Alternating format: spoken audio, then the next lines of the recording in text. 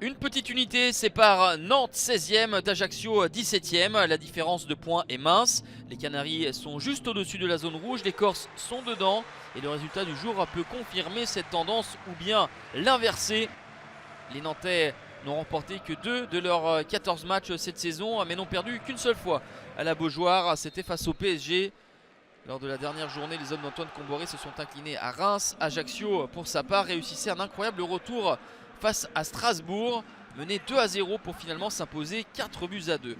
Les Nantais essayent d'emballer cette rencontre devant leur public. Pedro Chirivella qui trouve la barre transversale d'un Benjamin Leroy qui semblait battu. Légèrement avancé, le gardien corse s'en sort bien. Derrière, la réaction des Ajacciens avec ce travail dos au but et ce geste acrobatique très bien pensé de la part de Vincent Marchetti. Alban Lafont repousse le ballon sur sa barre transversale et ensuite ça passe au-dessus de la cage. Le corner à suivre avec une nouvelle fois un geste audacieux.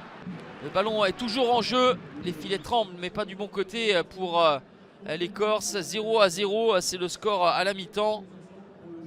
Nantes a connu 5 matchs sans marquer cette saison. 6 pour les Corses. Le tout sous les yeux de Michel Derzakarian, ancien joueur, entraîneur de Nantes et récemment remercié du stade brestois. Olivier Pantaloni espère voir ses hommes performer à l'extérieur, eux qui ont remporté 2 de leurs 4 derniers déplacements. C'était à Brest et à Marseille. Un penalty obtenu à la 57e par Marchetti. La faute de Sissoko. Penalty pour Youssef Belaïli. C'est transformé. 1-0 pour l'AC Ajaccio. 3e but pour l'Algérien. 3e inscrit sur penalty. C'est le 4e penalty obtenu en 2 matchs pour les Corses, qui en avaient vu 3 sifflés en leur faveur contre le Racing Club de Strasbourg le week-end dernier. Marchetti très en vue dans cette rencontre, qui percute et parvient à décaler ce ballon à Youssef Belaïli. L'extérieur du pied bien senti de l'Algérien pour Romain Amouma, qui se jette. Le tacle glissé victorieux de l'ancien stéphanois pour porter le score à 2-0 à la 66e minute. Alban Lafont fait grise mine. Il a été abandonné par sa défense. Pas de position de hors-jeu. Romain Amouma a glissé dans le dos d'André Girotto. 2e but de la saison pour Romain Amouma. Mais Nantes va revenir à la marque 4 minutes plus tard à la 70e. Très beau mouvement collectif. La talonnade judicieuse et astucieuse de Mostafa Mohamed pour Ludovic Blas. 2-1.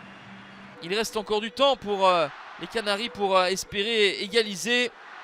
Dès lors, les Nantais vont jeter toutes leurs forces dans la bataille avec une accélération sur le côté. Ludovic Blas qui se décale et qui décoche une frappe terrible, qui va terminer sa course sur la barre transversale de Benjamin Leroy, sauvé pour la 2e fois de l'après-midi par ses montants. Que c'était bien vu de la part de Ludovic Blas, tout proche du doublé. Le temps file. Nantes est mené sur sa pelouse. Alors on va insister avec ce ballon de Moses Simon. Ignatius Ganago s'est jeté mais n'a pas touché le ballon. Il a gêné pour autant la lecture de Benjamin Leroy. Ce but est accordé à Moses Simon, mais le plus important c'est surtout de voir le SC Nantes recollé à 2 buts partout dans une ambiance de folie. Match nul. Contre-performance de Nantes à la Beaujoire, mais au vu du scénario de la rencontre et des 2 buts de retard, les Canaries se contenteront de ce point face à un concurrent. Nantes est 15e, une longueur devant l'ACA, 18e, passé tout près d'une belle opération.